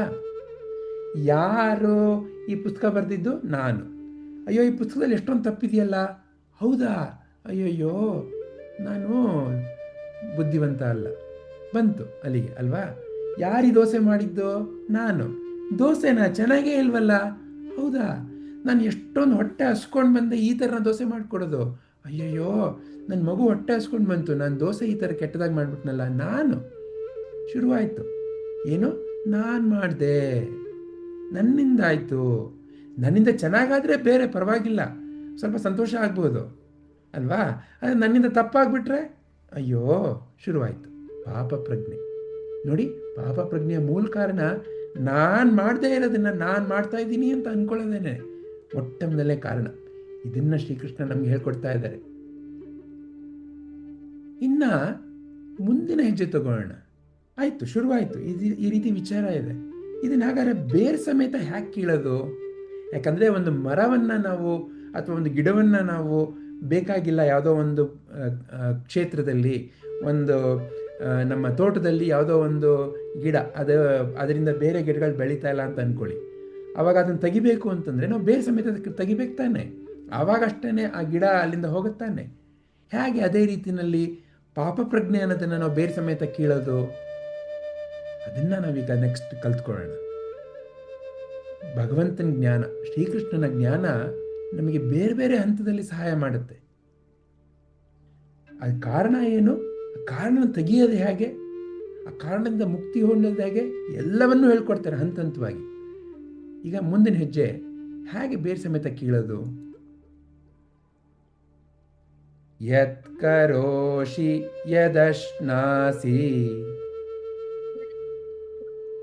ಯದಶ್ನಾಸಿ ಯಜ್ಜುಹೋಷಿ ದದಾಸಿ ಯತ್ ಯಜ್ಜುಹೋಷಿ ದದಾಸಿ ಯತ್ ಯತ್ ತಪಸ್ಯಸಿ ಕೌಂತೇಯ ಯತ್ ತಪಸ್ಯಸಿ ಕೌಂತೇಯ ತತ್ ಕುರುಷ್ವ ಮದರ್ಪಣಂ ತತ್ ಕುರುಷ್ವ ಮದರ್ಪಣಂ. ಶ್ರೀಕೃಷ್ಣ ಹೇಳ್ತಾ ಇದ್ದಾರೆ, ಅಯ್ಯ ಅರ್ಜುನ, ನಿನ್ನ ಜೀವನದಲ್ಲಿ ಹೇಗಪ್ಪ ಈ ರೀತಿ ಪಾಪ ಪ್ರಜ್ಞೆ ಅಥವಾ ನಾನು ಮಾಡ್ತಾ ಇದ್ದೀನಿ ಅನ್ನೋ ಪ್ರಜ್ಞೆಯಿಂದ ಪಾರಾಗೋದು? ನೀವು ನಾನು ಜೀವನದಲ್ಲಿ ಏನೆಲ್ಲ ಮಾಡ್ತೀವಿ, ಏನೇನೋ ಮಾಡ್ಬೋದು, ಏನು ಮಾಡಿದ್ರು, ಏನು ತಿಂದ್ರೂ ಎಲ್ಲವನ್ನೂ ಒಂದು ಯಜ್ಞ ಭಾವದಿಂದ, ಹಾಗೆ ನಾವು ಒಂದು ಅಗ್ನಿಗೆ ನೈವೇದ್ಯ ಅಂತ ಅರ್ಪಣೆ ಮಾಡ್ತೀವಿ, ಆ ರೀತಿ ಯಜ್ಞ ಭಾವದಿಂದ ನೈವೇದ್ಯವಾಗಿ ಅರ್ಪಿಸಿದ್ರು, ಏನನ್ನೇ ನಾವು ಮಾಡಿದ್ರು, ನಾವು ಒಳ್ಳೆ ಕೆಲಸ ಮಾಡ್ಬೋದು, ಕೆಟ್ಟ ಕೆಲಸ ಮಾಡ್ಬೋದು, ನಮ್ಮ ಮನಸ್ಸಿನಲ್ಲಿ ಆ ರೀತಿ ಆಲೋಚನೆ ಬರ್ಬೋದು, ಎಲ್ಲವನ್ನ ನನಗೆ ಅರ್ಪಣೆಯ ರೀತಿಯಿಂದ ಮಾಡು ಅಂತ ಹೇಳ್ಕೊಡ್ತಾ ಇದ್ದಾರೆ. ಏನು ಹಂಗಂದ್ರೆ, ಈಗ ಒಂದು ಯಜ್ಞಕುಂಡದ ಚಿತ್ರವನ್ನು ನಿಮ್ಮ ಮುಂದೆ ತರೋಣ. ಯಜ್ಞಕುಂಡಕ್ಕೆ ನಾವು ಯಜ್ಞ ಅಂತ ಮಾಡ್ತೀವಿ, ಯಾವುದೋ ಒಂದು ಕಾರಣದಿಂದ ಇರ್ಬೋದು. ನಮ್ಮ ಮಗುಗೆ ಆರೋಗ್ಯ ಚೆನ್ನಾಗಾಗಲಿ, ಅಥವಾ ನಮ್ಮ ಮನೆಯಲ್ಲಿ ಧನ ಸಂಪತ್ತು ಬರಲಿ, ಬೇರೆ ಬೇರೆ ಕಾರಣ ಇರ್ಬೋದು. ಅಥವಾ ನಾರಾಯಣ ಹೋಮ, ಎಲ್ಲರಿಗೂ ಒಳ್ಳೆಯದಾಗಲಿ, ಹೀಗೆ ಬೇರೆ ಬೇರೆ ಕಾರಣ ಇರಬಹುದು. ಯಾವುದೇ ಕಾರಣ ಇದ್ರೂ ಯಜ್ಞ ಅನ್ನೋ ಸಮಯದಲ್ಲಿ ಏನಾಗುತ್ತೆ ಸ್ವಾಮಿ, ಯಜ್ಞಕ್ಕೆ ನಾವು ಹವಿಸ್ಸು ಅಂತ ಅರ್ಪಣೆ ಮಾಡ್ತೀವಿ. ಆ ಅರ್ಪಣೆ ಮಾಡಿದ ಹವಿಸ್ಸು, ಆ ಯಜ್ಞ, ಅದರಲ್ಲಿ ಬೆಂಕಿ ಅದನ್ನೆಲ್ಲ ಸ್ವೀಕಾರ ಮಾಡಿ ಅದನ್ನು ಸುಟ್ಟು ಬೂದಿ ಮಾಡಿಬಿಡುತ್ತೆ ಅಲ್ವಾ. ಏನೂ ಉಳ್ಕೊಳ್ಳಲ್ಲ. ನಾವು ಅರ್ಪಣೆ ಮಾಡೋಕ್ಕೆ ಮುಂಚೆ ಅದು ಹಣ್ಣಿನ ರೂಪದಲ್ಲಿರ್ಬೋದು, ಬಟ್ಟೆ ರೂಪದಲ್ಲಿರ್ಬೋದು, ಅಥವಾ ಇನ್ಯಾವುದೋ ಒಂದು ದ್ರವ್ಯಗಳ ರೂಪದಲ್ಲಿರ್ಬೋದು, ತುಪ್ಪ ಇರ್ಬೋದು. ಏನೇ ನಾವು ಅರ್ಪಣೆ ಮಾಡಿದ್ರು ಬೆಂಕಿಗೆ, ಎಲ್ಲ ಬೆಂಕಿ ಸುಟ್ಟುಬಿಡುತ್ತೆ ಅಲ್ವಾ. ಹಾಗೇನೆ ಮೊಟ್ಟ ಮೊದಲನೇದಾಗಿ ಶ್ರೀಕೃಷ್ಣ ನಮ್ಗೆ ಏನು ಹೇಳ್ಕೊಡ್ತಾ ಇದ್ದಾರೆ ಅಂತಂದರೆ, ನಮ್ಮ ಮನಸ್ಸಿನಲ್ಲಿ ಈ ಚಿತ್ತ, ಆಗಲೇ ನೋಡಿದ್ವಲ್ಲ ಎನ್ಸೈಕ್ಲೋಪೀಡಿಯಾ, ಡಿಕ್ಷನರಿ, ಅಲ್ಲಿ ಎಲ್ಲ ಬರ್ಕೋತಾ ಇರ್ತೀವಿ ಸ್ವಾಮಿ. ನಾವು ನಾನೇನು ಮಾಡಿದೆ, ಯಾವಾಗ ಮಾಡಿದೆ, ಹೇಗೆ ಮಾಡಿದೆ, ಅವ್ರೇನು ಮಾಡಿದ್ರು, ಇವ್ರೇನು ಮಾಡಿದ್ರು, ನಾನೇನು ಮಾಡಿದೆ, ಅವ್ರೇನು ಮಾಡಲಿಲ್ಲ, ಎಲ್ಲ ಬರ್ಕೋತಾ ಇರ್ತೀವಿ. ಈ ಬರ್ಕೋತಾ ಇರೋದನ್ನು ಅವಾಗವಾಗ ತೆಗೆದು ಹೇಗೆ ಈ ಹಸು ಗಬಗಬ ಅಂತೆಲ್ಲ ತಿನ್ನುತ್ತೆ, ಆಮೇಲಿಂದ ಕೂತ್ಕೊಂಡು ಮೆಲ್ಕಾಗ್ತಾ ಇರುತ್ತೆ, ನೋಡಿದ್ದೀರಾ ಅಲ್ವಾ? ಅದೇ ಥರ ನಾವು ನಮ್ಮ ಮನಸ್ಸು ಆ ಚಿತ್ತ ತೆಗೆದ್ಬಿಟ್ಟು ಆ ಕಥೆ ಪುಸ್ತಕಗಳನ್ನ ಪೇಜ್ಗಳನ್ನ ತೆಗೆದ್ಬಿಟ್ಟು ನೋಡ್ತಾ ಕೂತ್ಕೊಂಡಿರ್ತೀವಿ. ಅವತ್ತೇನಾಯಿತು ಗೊತ್ತಾ, ಅವತ್ತು ಯಾಕೆ ಹಂಗೆ ಮಾತಾಡಿದೆ ನಾನು, ಅಯ್ಯೋ ಮಾತಾಡಬಾರ್ದಾಗಿತ್ತು. ಅವತ್ತೇನಾಯಿತು ಗೊತ್ತಾ, ಅಯ್ಯಯ್ಯೋ ಅಯ್ಯೋ ಛೇ, ಈ ರೀತಿ ಎಲ್ಲ ನಮ್ಮನ್ನು ನಾವು ಕೂತ್ಕೊಂಡು ಆ ಕಥೆ ಪುಸ್ತಕ ತೊಗೊಂಡು ನೋಡ್ತಾ ಇರ್ತೀವಲ್ಲ. ಇದೆಲ್ಲ ಎಲ್ಲಿರುತ್ತೆ ಸ್ವಾಮಿ? ನನ್ನ ಚಿತ್ತದಲ್ಲಿ. ನೋಡಿದ್ವಲ್ಲ ಡಿಕ್ಷನರಿ, ಅಲ್ಲಿ ಬರ್ಕೊಂಡಿರ್ತೀವಿ. ಈ ಚಿತ್ತದಲ್ಲಿ ನಮಗೆ ಒಂದು ಶುದ್ಧತೆ ಬರಬೇಕು. ನನ್ನಿಂದ ತಪ್ಪಾಯಿತು ಅನ್ನೋದು ಯಾವಾಗ ಹೋಗುತ್ತೆ? ಯಾವಾಗ ನಾನು ಯಜ್ಞಭಾವದಿಂದ ಕೆಲಸ ಮಾಡ್ಲಿಕ್ಕೆ ಶುರು ಮಾಡ್ತೀನಿ, ಆಗೋಯ್ತು. ಆ ನೀರು ಹರಿದೋಯ್ತು, ಆವತ್ತಿನ ಕೆಲಸ ಮುಗಿದೋಯ್ತು. ಈಗ ನಾನು ಹೇಗೆ ಪಾರಾಗಲಿ? ಈಗ ಪಾರಾಗಲಿಕ್ಕೆ ಯಜ್ಞ. ನಾನು ಮಾಡೋ ಪ್ರತಿಯೊಂದು ಕೆಲಸನೂ ಇನ್ನೊಬ್ಬರ ಒಳಿತಿಗಾಗಿ ಯಜ್ಞಭಾವದಿಂದ, ಅರ್ಪಣೆ ಭಾವದಿಂದ ಯಾವಾಗ ನಾನು ಮಾಡಲಿಕ್ಕೆ ಶುರು ಮಾಡ್ತೀನಿ, ಈ ಚಿತ್ತದಲ್ಲಿ ಶುದ್ಧತೆ ಬರಲಿಕ್ಕೆ ಶುರುವಾಗತ್ತೆ. ಚಿತ್ತಶುದ್ಧತೆ ಇದು ಈ ಒಂದು ಪಾಪ ಪ್ರಜ್ಞೆಯನ್ನು ಬೇರಿನಿಂದ ಕೀಳುವಂಥ ಒಂದು ಕೆಲಸ.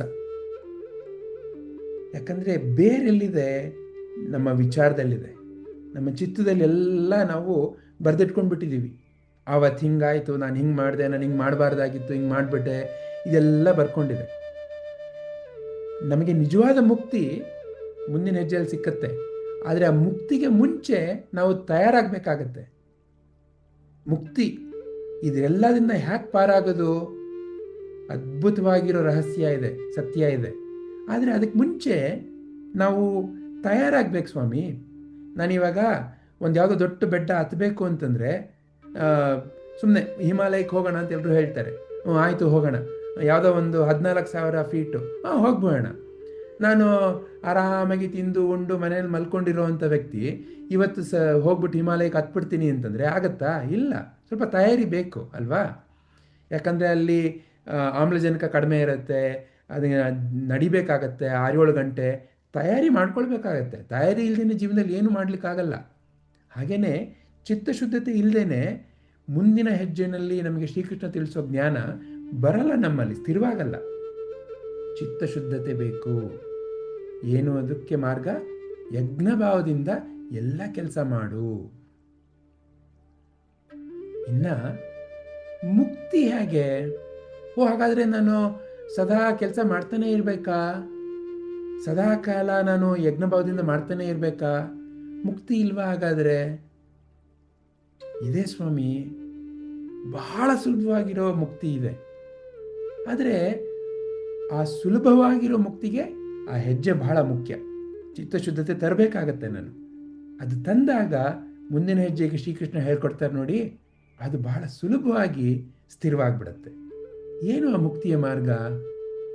ನೋಡೋಣ ಬನ್ನಿ. ಸರ್ವಧರ್ಮಾನ್ ಪರಿತ್ಯಜ್ಯ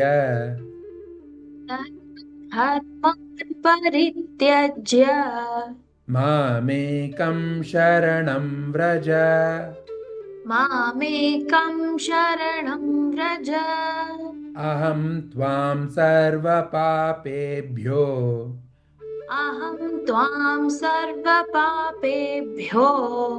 ಮೋಕ್ಷಯಿಷ್ಯಾಮಿ ಮಾ ಶುಚಃ. ಮೋಕ್ಷಯಿಷ್ಯಾಮಿ ಮಾ ಶುಚಃ. ನೋಡಿ ಸ್ವಾಮಿ, ಎಂಥ ಅದ್ಭುತ! ಜೀವನದಲ್ಲಿ ನಿಮಗೆ ಬೇಕಾದಷ್ಟು ಜನಗಳು ಬೇರೆ ಬೇರೆ ರೀತಿನ ಮಾರಾಟ ಮಾಡ್ತಾರೆ. ಆದರೆ ಯಾರಾದರೂ ಇದು ನಿನ್ನ ಜೀವನ ಪರ್ಯಂತ, ಆಜೀವ ಪರ್ಯಂತ ಇರುತ್ತೆ, ನಿನಗೆ ಇದು ಯಾವತ್ತೂ ಬಿಟ್ಟೋಗಲ್ಲ, ಇದು ನನ್ನ ಒಂದು ಗ್ಯಾರಂಟಿ ಅಂತ ಏನಾದರೂ ಕೊಡ್ತಾರಾ? ಇಲ್ಲ. ಇಲ್ಲಿ ಶ್ರೀಕೃಷ್ಣ ಆ ರೀತಿ ಒಂದು ಗ್ಯಾರಂಟಿ ಕೊಡ್ತಾ ಇದ್ದಾರೆ. ಏನು?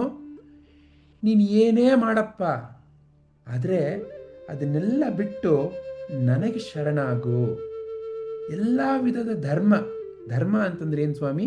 ನೀವು ನಾನು ಆಚರಣೆ ಮಾಡುವಂಥ ಬೇರೆ ಬೇರೆ ರೀತಿಯ ಕ್ರಿಯೆಗಳು, ಇದನ್ನು ನಾನು ಬೇರೆ ಬೇರೆ ರೀತಿಯಿಂದ ಮಾಡ್ತೀವಲ್ವಾ. ಅಪ್ಪ ಅಂತ ಅನ್ಸ್ಕೊಂಡಾಗ ಅಪ್ಪನ ಕರ್ಮಗಳನ್ನ ಮಾಡ್ತೀವಿ.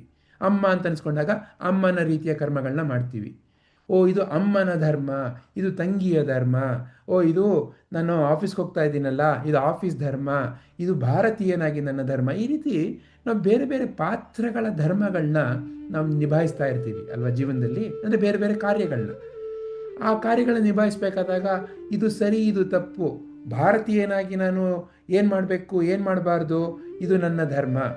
ಓ, ಭಾರತೀಯನಿಗೂ ಒಂದು ಮಾನವೀಯತೆಗೂ ಒಂದು ಮಧ್ಯೆ ಕ್ಲಿಷ್ಟತೆ ಬಂದಾಗ, ಈಗ ನಾನು ಎಲ್ಲ ಪಾಕಿಸ್ತಾನಿಗಳನ್ನ ನಾನು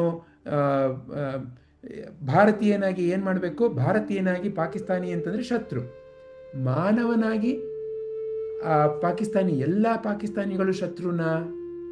ಇದನ್ನು ಈ ರೀತಿ ನಮಗೆ ಹಲವಾರು ರೀತಿಯ ಧರ್ಮ ಅಂದರೆ ನಾವು ವಿಚಾರ ಮಾಡಿ ನಾವು ಜೀವನವನ್ನು ನಡೆಸಬೇಕಾದಾಗ ಈ ರೀತಿ ಕೆಲವಷ್ಟು ಕಷ್ಟಗಳು ಬರ್ತವೆ. ಓ, ಇದು ಯಾವ್ದು ಸರಿ, ಧರ್ಮ ಸಂಕಟ ಅಂತ ಹೇಳ್ತೀವಿ. ಶ್ರೀಕೃಷ್ಣ ಹೇಳ್ಕೊಡ್ತಾ ಇದ್ದಾರೆ, ನೀನು ಬೇರೆ ಬೇರೆ ಪಾತ್ರಗಳನ್ನ ನಿಭಾಯಿಸಬೇಕಾದಾಗ ಬೇರೆ ಬೇರೆ ರೀತಿಯಲ್ಲಿ ಆಲೋಚನೆ ಮಾಡ್ತೀಯಲ್ಲಪ್ಪ, ಇದೆಲ್ಲ ಪಾತ್ರಗಳ ಮೂಲಕ ನಿನಗೆ ಬರ್ತಾ ಇರೋದು. ಈ ಪಾತ್ರಗಳ ಧರ್ಮವನ್ನು ತ್ಯಾಗ ಮಾಡಿ ನನಗೆ ಯಾರು ನಾನು, ಶುದ್ಧ ಅರಿವು, ಶುದ್ಧ ತತ್ವ, ಪರಬ್ರಹ್ಮ ತತ್ವ, ಶ್ರೀಕೃಷ್ಣ ಅಂತಂದರೆ ನಿಮ್ಮಲ್ಲಿರೋ ದೈವಿ ತತ್ವ, ನನಗೆ ಶರಣಾಗು, ನಾನು ಆ ದೈವಿ ಸ್ವರೂಪ ಅನ್ನೋದನ್ನು ಅರ್ಥಕೋ, ಅದು ನನಗೆ ಶರಣಾಗು ಅಂತಂದರೆ ಆವಾಗ ಮಾತ್ರ ಎಲ್ಲ ಪಾಪದ ಪ್ರತಿಕ್ರಿಯೆ. ಪಾಪ ಅನ್ನೋದು ನಾನು ಯಾವುದೋ ಒಂದು ಪಾತ್ರದ ಮೂಲಕ ನಾನು ಇದು ಅಂತಂದಾಗ ಅದಕ್ಕೆ ಉಂಟಾಗುವಂಥ ಪ್ರತಿಕ್ರಿಯೆ. ನಾನು ಭಾರತೀಯ ಅಥವಾ ನಾನು ಅಮ್ಮ ಅಂತ ಅಂದ್ಕೊಂಡಾಗ, ನಾನು ಅಮ್ಮನಾಗಿ ಪಾತ್ರ ನಿಭಾಯಿಸ್ತಾ ಇದ್ದಾಗ, ನಾನು ಮಾಡಿದ ಕೆಲಸದಿಂದ ನನ್ನ ಮಗುಗೆ ಏನೋ ಒಂದು ಸ್ವಲ್ಪ ಧಕ್ಕೆ ಆದಾಗ, ಆಗ ಅಮ್ಮ ಅನ್ನೋ ಪಾತ್ರಕ್ಕೆ ಉಂಟಾಗ್ತಾ ಇರೋ ಪ್ರತಿಕ್ರಿಯೆ ಏನು, ಈ ಒಂದು ಅಯ್ಯೋ ಯಾಕಾದರೂ ನಾನು ಈ ಥರ ಮಾಡಿದೆ. ಒಂದು ಉದಾಹರಣೆಗೆ, ಅಮ್ಮ ಅನ್ನೋದು ಯಾವುದೋ ಒಂದು ಕೋಪದಲ್ಲಿ ಏನೋ ಒಂದು ಸರ್ತಿ ಮಗು ಜೋರಾಗಿ ಏಟು ಹೊಡೆದ್ರು ಅಂತ ಅಂದ್ಕೊಳ್ಳೋಣ. ಮಗು ಬಿದ್ದುಬಿಟ್ಟು ಮಗುಗೆ ಕೈಯೋ ಕಾಲೋ ನೋವಾಯಿತು ಅಂತ ಅಂದ್ಕೊಳ್ಳೋಣ. ಆಗ ಅಮ್ಮನಿಗೆ ಹೇಗೆ ಅನಿಸುತ್ತೆ, ಅಯ್ಯೋ ನಾನು ನನ್ನ ಮಗುಗೆ ಧಕ್ಕೆ ಮಾಡಿಬಿಟ್ನಲ್ಲ, ನನ್ನ ಮಗುಗೆ ನಾನು ಏಟು ಹೊಡೆದ್ಬಿಟ್ಟು ನನ್ನ ಮಗುಗೆ ಕಾಲು ನೋವಾಯ್ತಲ್ಲ. ಪ್ರತಿಕ್ರಿಯೆ. ಯಾಕೆ? ನಾನು ಅಮ್ಮ ಅಂತ ಒಂದು ಪಾತ್ರದಿಂದ. ಹೀಗೆ ಶ್ರೀಕೃಷ್ಣ ಏನು ಹೇಳ್ತಾ ಇದ್ದಾರೆ, ಈ ಒಂದು ಧರ್ಮಗಳು ಬೇರೆ ಬೇರೆ ಪಾತ್ರದ ರೀತಿ ನಾನು ಅಂತ ಅಂದ್ಕೊಳ್ಳೋದನ್ನು ಬಿಟ್ಟು, ಯಾರು ನಾನು, ಆ ನಿಜವಾದ ನಾನುನಲ್ಲಿ ಶರಣಾಗು, ಆ ಜ್ಞಾನದಲ್ಲಿ ನೀನು ಸ್ಥಿರವಾಗು. ಆಗ ಎಲ್ಲ ಪ್ರತಿಕ್ರಿಯೆಗಳಿಂದ ನಿನಗೆ ಬಿಡುಗಡೆ. ಭಯ ಪಡಬೇಡ, ಮಾ ಶುಚಃ, don't ever worry, realise your true nature. ಯಾರು ನಾನು? ನಾನೆಂಬುದು ನಾನಲ್ಲ, ಈ ದೇಹ ಮನಬುದ್ಧಿ ನಾನಲ್ಲ, ಸಚ್ಚಿದಾನಂದ ಶಿವ ನಾನೇ. ಅರಿತಿಕೋ. ಎಲ್ಲ ಮಹಾನ್ ಗುರುಗಳು ಹೇಳ್ಕೊಡ್ತಾ ಇರೋದು ಇದ್ರ ಮೂಲಕ ಮಾತ್ರ. ನಾನೇ ಮಾಡಿದ್ದು ಅನ್ನೋದೊಂದು ಭ್ರಮೆ. ಹೇಗೆ ನೋಡಿ, ಈ ಪೋಲ್ ವಾಲ್ಟ್ನಲ್ಲಿ ಅವನು ಕೊನೆಯಲ್ಲಿ ಜಂಪ್ ಮಾಡಬೇಕು ಅಂದರೆ ಆ ಕಡ್ಡಿನ ಬಿಡಬೇಕಲ್ಲ. ನಾನು ನಾನು ನಾನು ಅನ್ನೋ ಕಡ್ಡಿನ ಬಿಟ್ಟು ನಾನು ಯಾರು ಅನ್ನೋ ಸತ್ಯದಲ್ಲಿ ಸ್ಥಿರವಾದಾಗ ಹಾಗೆ ಅವನ ಈ ಕಡೆಯಿಂದ ಆ ಕಡೆ ಪಾರಾಗ್ತಾನಲ್ಲ, ಹಾಗೆ ಪಾರಾಗ್ಲಿಕ್ಕೆ ಸಾಧ್ಯ. ಹೀಗೆ ಶ್ರೀಕೃಷ್ಣ ನಮಗೆ ಮೂಲ ಕಾರಣ ಏನು, ಅಹಂಕಾರ, ನಾನೇ ಮಾಡಿದ್ದು, ಪ್ರಕೃತಿಯಲ್ಲಿ ಆಗ್ತಾ ಇರೋದನ್ನು ನಾನೇ ಮಾಡಿದ್ದು ಅಂತ ಹೇಳ್ಕೊಳ್ತಾ ಇರೋ, ನಾನು ಯಾರೋ ಅನ್ನೋ ತಿಳುವಳಿಕೆ ಇಲ್ಲದೆ ಇರೋ ಒಂದು ವಿಮೂಢತೆ ಇದ್ದಾಗ ಮಾತ್ರ ನಾನು ಅಂತ ಬರುತ್ತೆ. ಇದು ಮೂಲ ಕಾರಣ ಅಂತ ಹೇಳ್ಕೊಟ್ರು. ಇದನ್ನು ನಾಶ ಹೇಗೆ ಮಾಡೋದು? ಯಜ್ಞಭಾವದಿಂದ. ನಾನು ಮಾಡೋ ಪ್ರತಿಯೊಂದು ಕೆಲಸನೂ ಈಶ್ವರ ಅರ್ಪಣೆ, ಈ ಭಾವನೆಯಿಂದ ಮಾಡಬೇಕು. ಆಗ ಚಿತ್ತಶುದ್ಧತೆ ಬರುತ್ತೆ. ಅದರ ಮೂಲಕ ಕೊನೆಯಲ್ಲಿ ನಮಗೆ ಶ್ರೀಕೃಷ್ಣ ಹೇಳ್ಕೊಡ್ತಾ ಇರೋ ಜ್ಞಾನದಿಂದ ಮಾತ್ರ ಮುಕ್ತಿ. ಏನು ಆ ಜ್ಞಾನ? ನಾನೆಂಬುದು ನಾನಲ್ಲ ಅನ್ನೋ ಜ್ಞಾನ, ನಾನು ಸಚ್ಚಿದಾನಂದ ಶಿವ ನಾನೇ ಅನ್ನೋ ಜ್ಞಾನ. ಈ ಜ್ಞಾನದಲ್ಲಿ ಸ್ಥಿರವಾಗಬೇಕು ಅಂತಂದರೆ ನಾನು ಚಿತ್ತಶುದ್ಧತೆ ಇದ್ದಾಗ ಈ ಜ್ಞಾನ ನನ್ನಲ್ಲಿ ಬೆಳಕಾಗಿ ಮೂಡುತ್ತೆ. ಅದು ನಿಜವಾದ ಶರಣು. ಹೀಗೆ ನಮಗೆ ಕಾರಣ ಆ ಕಾರಣದ ನಾಶ ಮತ್ತು ಮುಕ್ತಿ ಮೂರನ್ನೂ ಶ್ರೀಕೃಷ್ಣ ಅವರ ಜ್ಞಾನದ ಮೂಲಕ, ಸದ್ಗುರುಗಳ ಜ್ಞಾನದ ಮೂಲಕ ನಮಗೆ ತಿಳಿಸ್ತಾ ಇದ್ದಾರೆ. ಈಗ ನಮ್ಮ ಮುಖ್ಯವಾದ ಉದ್ದೇಶ ಏನು ಪರಿಸ್ಥಿತಿಯ ಬಗ್ಗೆ ನಮ್ಮ ಸತ್ಯದ ಅರಿವು, ನಂತರ ಹೇಗೆ ನಮ್ಮ ಜೀವನದ ಬೇರೆ ಬೇರೆ ಕಷ್ಟಗಳಿಗೆ ಅದನ್ನು ಉಪಯೋಗ ಮಾಡೋದು. ಈಗ ನಮ್ಮ ಕಷ್ಟ ಪಾಪ ಪ್ರಜ್ಞೆ. ಅಯ್ಯೋ, ನಾನು ಸುಳ್ಳು ಹೇಳಿಬಿಟ್ಟೆ. ಹೌದು, ಸುಳ್ಳು ಹೇಳಿರ್ಬೋದು, ಏನೋ ಒಂದು ಹೇಳೋದ್ರ ಬಿಟ್ಟು ಏನೋ ಬೇರೆ ತಪ್ಪು ಹೇಳಿರ್ಬೋದು. ಇವಾಗ ಏನು ಮಾಡಲಿ ನಾನು? ಇವಾಗ ಹೇಳಿರೋದನ್ನ ಬದಲಾಯಿಸೋಕ್ಕಾಗಲ್ಲ. ಈಗ ಯಾರೋ ಒಬ್ಬರಿಗೆ ನಾನು ನಷ್ಟ ಉಂಟು ಮಾಡಿದ್ದೀನಲ್ಲ, ಯಾರೋ ಒಬ್ಬರಿಗೆ ಕಷ್ಟ ಉಂಟು ಮಾಡಿದ್ದೀನಲ್ಲ, ಅವರಿಗೆ ಹೋಗಿ ನಾನು ಈ ರೀತಿ ಒಂದು ತಪ್ಪು ಹೇಳಿದೆ, ಇದರಿಂದ ನಿಮ್ಗೆ ಈ ರೀತಿ ನಷ್ಟ ಆಯಿತು ಹೇಳ್ಕೊಳ್ಬೋದಾ? ಹಾಗಾದರೆ ಆ ಹೆಜ್ಜೆ ತಗೊಳ್ಳೋಣ, ಅವ್ರಿಗೆ ಹೋಗಿ ಹೇಳಿ. ಆಗ ನಮ್ಮ ಮನೋಭಾರ ತಾನಾಗಿ ಹೋಗುತ್ತೆ. ಯಾಕಂದರೆ ಜೀವನದಲ್ಲಿ ಏನಾಯಿತು ಅನ್ನೋದಕ್ಕಿಂತ ನಾನು ಇವಾಗ ಏನು ಮಾಡ್ತೀನಿ ಅದು ಮುಖ್ಯ. ಅಥವಾ ಆ ರೀತಿ ಮಾಡಲಿಕ್ಕೆ ಸಾಧ್ಯ ಇಲ್ವಾ? ಹೇಗೆ ಕಳ್ಕೊಳ್ಳಿ? ಒಂದು ಭಕ್ತಿಯಿಂದ, ಒಂದು ಶ್ರದ್ಧೆಯಿಂದ. ನಿಮ್ಗೆ ಯಾರ ಮೇಲೆ ನಂಬಿಕೆ ಇದೆ? ನಿಮಗೆ ಒಂದು ದೇವರು ಅನ್ನೋ ಶಕ್ತಿ ಮೇಲೆ ನಂಬಿಕೆ ಇರ್ಬೋದು, ಅಥವಾ ನಿಮ್ಮ ತಂದೆ ತಾಯಿ ಅನ್ನೋ ಶಕ್ತಿ ಮೇಲೆ ನಂಬಿಕೆ ಇರ್ಬೋದು, ಅಥವಾ ಯಾರೋ ಗುರುಗಳು ಆ ಶಕ್ತಿ ಮೇಲೆ ನಂಬಿಕೆ ಇರ್ಬೋದು. ಯಾವ ಶಕ್ತಿ ಮೇಲೆ ನಿಮಗೆ ನಂಬಿಕೆ ಇದೆ ಆ ನಂಬಿಕೆಗೆ ನೀವು ಶರಣಾಗಿ ನೀವು ಒಂದು ಪುಸ್ತಕ ತಗೊಳ್ಳಿ, ಒಂದು ಹಾಳೆ ತಗೊಳ್ಳಿ.